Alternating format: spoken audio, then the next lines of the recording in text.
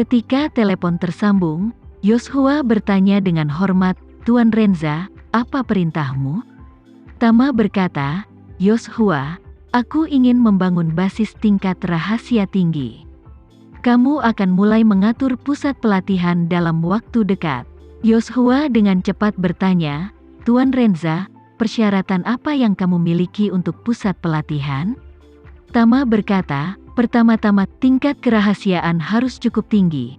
Bahkan di depan dalam dasar istana juga harus dirahasiakan, dan yang terbaik adalah membangunnya sepenuhnya di bawah tanah." Yoshua berkata dengan hormat, "Tuan Renza, ini mudah ditangani. Untuk desain yang sangat mudah dengan tingkat pertahanan yang tinggi, saya dapat menemukan berapa banyak area yang Anda butuhkan dan fungsi apa yang perlu Anda capai, dan saya akan mengatur sisanya." Tama berkata, "Kedua, setidaknya diperlukan 10,000 meter persegi area konstruksi, setidaknya untuk memastikan 20 atau 30 orang ada di sini untuk berlatih dan hidup dalam isolasi pada saat yang sama. Bahkan jika mereka tidak keluar selama setahun, tidak akan ada masalah sama sekali." Yoshua segera berkata, "Tidak masalah. Saya akan membangun perangkat keras pendukung kehidupan yang sesuai untuk memastikan bahwa kebutuhan Anda terpenuhi." Tama bertanya kepadanya, "Kapan pekerjaan itu akan selesai?"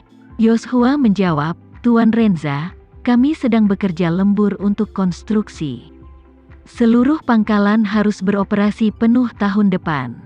Saya akan mencoba yang terbaik untuk menyelesaikan 10,000 meter persegi yang Anda minta pada akhir tahun ini." "Oke," kata Tama puas, "ada tugas lain untukmu selama ini." Yoshua buru-buru berkata, "Tuan Renza, jangan ragu untuk memesan, saya pasti akan melakukan yang terbaik." Tama berkata, "Aku ingin kau melakukan di dalam front kataklismik, lakukan penilaian komprehensif pribadi. Kau dapat memilih sendiri, pilih 30 anggota inti dengan kekuatan terkuat, dengan pemahaman terbaik, dan loyalitas tertinggi, dan serahkan daftar itu kepadaku ketika saatnya tiba."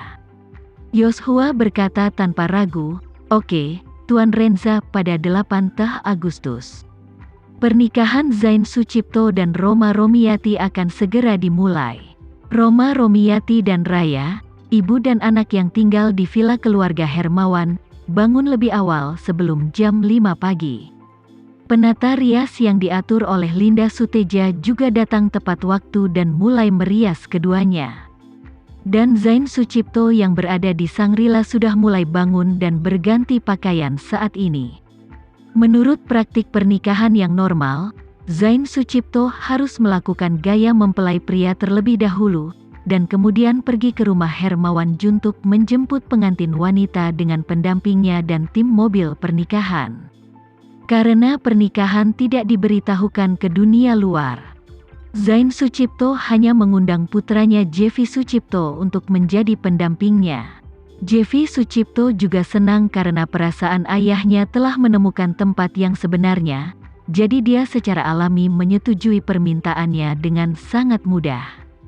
Tepat setelah pukul 5, tim pernikahan Tama yang telah diatur sebelumnya telah mengikat karangan bunga dan menunggu di lantai bawah di Hotel Sangrila. Saat ini, di Villa Thomas di puncak gunung, Isyana sudah mandi dan berpakaian lebih awal, dan duduk sendirian di halaman dengan pintu terbuka, menikmati pemandangan pagi gunung yang berkabut sambil merebus sepoci teh puer dengan api kecil. Dengan pengalaman bertemu Tama di ruang bawah tanah Villa Andara terakhir kali, Isyana tidak keluar selama 2 hari terakhir, bahkan tidak keluar dari halaman lantai atas villa. Leli datang dengan keranjang kayu, dan melihat pintu halaman Isyana terbuka, dia bertanya dengan heran, "Mengapa Nona Isyana bangun pagi-pagi sekali hari ini? Ini masih sangat awal, tapi hanya saja teh butuh waktu lama untuk diseduh." Lei meletakkan keranjang di depan Isyana, setengah berlutut di depannya, dan membuka keranjang, yang berisi beberapa minuman yang sangat enak. Dia mengambil piring berisi minuman, dengan hati-hati meletakkannya di samping teko Isyana, dan berkata dengan hormat, "Nona Isyana, ini kue puer kulit jeruk yang Anda sebutkan kemarin. Koki pastry di rumah belum pernah membuatnya sebelumnya. Menurutnya, ini pertama kali dia mencoba metode tersebut. Saya tidak tahu apakah itu sesuai dengan selera Anda, dan bisa mencobanya. Isyana mengangguk, dan dengan lembut mencubit sepotong dengan jarinya yang ramping dan cantik, dan menyatukan jari-jari tangan lainnya dalam bentuk ingot di bawah bibirnya, dan menggigitnya kecil. Lely yang berada di samping menatapnya dengan gugup, bertanya-tanya apakah wanita muda yang tak terduga ini menyukainya. Isyana terasa ringan, alisnya yang indah sedikit berkerut, dan kemudian secara bertahap rileks. Lely memperhatikan dari samping, dan tidak bisa menahan desahan dalam hatinya. Nona Isyana benar-benar memiliki penampilan yang cantik. Hanya dengan melihat alisnya terentang membuat orang merasa segar tanpa sadar. Dia baru berusia 17 atau 18 tahun dan dia sangat cantik. Setelah menunggu 2 atau 3 tahun, aku masih belum tahu seperti apa jadinya. Kali ini, Isyana menyisihkan kue puer kulit jeruk, menyeruput cangkir tehnya, dan berkata kepada Lely sambil tersenyum, cukup enak, mungkin rasa yang kuinginkan. Tapi hanya saja daun tehnya sedikit lebih buruk. Lely diam-diam terkejut, dan tidak bisa menahan tawa dan berkata, Nona Isyana, ini sudah menjadi teh puer terbaik yang bisa dibeli Tuan. Ya, Isyana tersenyum dan berkata, teh ini sangat enak, tapi tidak sebagus milikku. Tapi tidak masalah, saya sudah sangat terkejut bahwa saya bisa mencapai rasa seperti ini. Terima kasih, Big Lely, atas kerja kerasmu, terima kasih kepada tukang roti itu untukku. Kata-kata Isyana membuat Lely sangat terkejut. Dia telah mengenal Isyana selama lebih dari beberapa hari, tetapi akhir-akhir ini, dia tidak pernah mendengar dia mengucapkan terima kasih padanya. Jangan berbicara tentang dirinya sendiri, bahkan jika tuannya telah melakukan banyak hal untuknya, dan bahkan memberikan seluruh villa, dia belum pernah melihat Isyana berterima kasih padanya.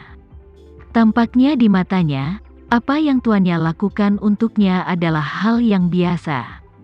Tapi dia tidak akan berterima kasih, bahkan untuk ucapan terima kasih dia pelit. Terkadang, Lely juga memiliki pendapat tentang Isyana di dalam hatinya. Dia selalu merasa bahwa gadis ini masih muda, dia terlihat berpendidikan dan masuk akal, sebagai seorang wanita seharusnya, tetapi kenyataannya, dia sangat sombong dan kurang etiket.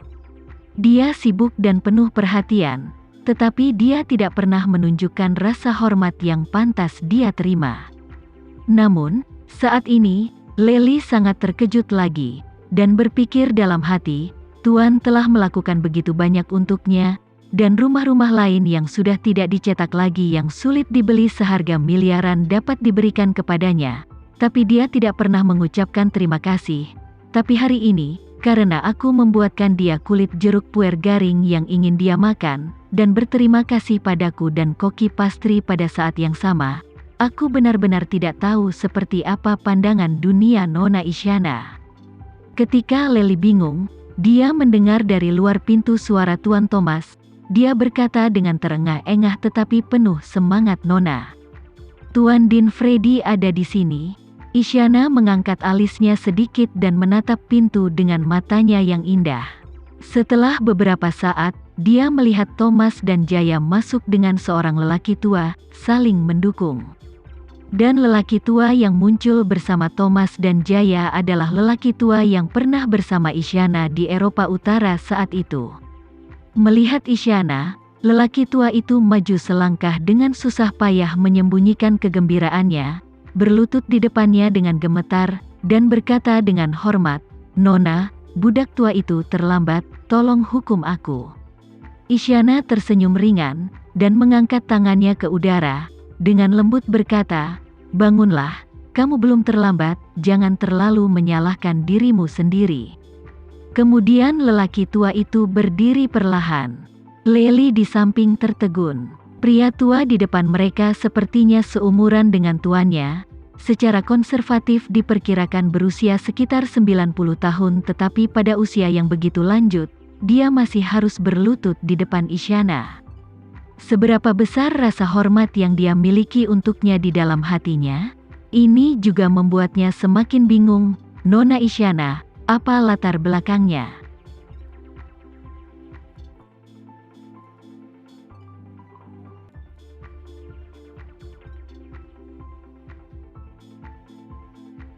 Sekian dulu ya video kali ini, kita lanjutkan lagi videonya di lain waktu. Oh iya, bagaimana menurut kalian? Semoga bisa sedikit menghibur kalian semua. Untuk teman-teman yang baru nonton, jangan lupa subscribe ya, hehehe. Dan kalau teman-teman ada yang ingin gabung langganan, bisa langsung gabung saja untuk dapat fitur yang menarik dan sedikit membantu Mimin. Terima kasih banyak sudah menonton, sampai jumpa lagi, bye.